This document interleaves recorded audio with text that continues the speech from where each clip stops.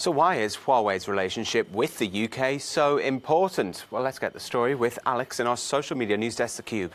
Well, Ollie, have a look at this. This is Trends Map. It shows where Huawei became a trending topic today. And look, right the way across Europe, fair to say, though, of course, a real concentration in the UK. And it's a company that's increasingly become increasingly well known as its smartphone devices really start to penetrate the market. But a couple of decades ago, Huawei was nowhere to be seen. So how did it go from that to this? To now, the announcement, of course, it will not be part of the 5G network. Well, let's just take you through why the UK was such a significant part of that story, because it was in 2005 that a contract with BT helped little-known Huawei break out of the Chinese market for the very first time.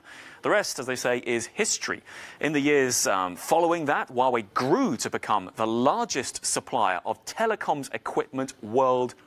It's valued to be the most valuable company in that field. Then, in January, you started seeing the signs that things were changing in the UK when Boris Johnson outlined that Huawei would only have a limited 5G role in the 5G network, which, of course, is the next generation high-speed internet connection for mobile phone devices that the UK, like many European countries, is looking to roll out. 5G is going to be the future, they say. Huawei was going to be part of it, but only on the peripheries. And then look at this, boom. By 2027, everything's got to be ripped out. That's the decision we had today from the UK. Ripping out Huawei equipment from the 5G networks, but not from the legacy networks, it's worth saying. Not, Ollie, from the 4G, 3G, 2G, and all the wired internet. So where does this leave the company now? Well, let's just give you an idea. The UK, Australia, and the UK now having banned Huawei. The US really leading that charge. Then you've got the middle countries said to be mulling a ban. Canada, Italy. Then you've got the countries at the bottom falling short of a ban, including France, who've advised companies to not use Huawei. Well, Huawei themselves have always protested their innocence. They've said they're a company owned by their employees, not, as the US would allege, an arm of the Chinese government.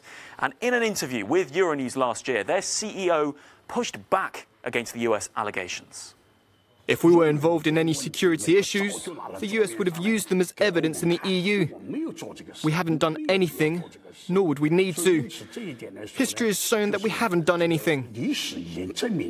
Huawei is trying to reassure Europeans by complying with the EU's cybersecurity management regulations, the General Data Protection Regulation, and all other EU laws and regulations.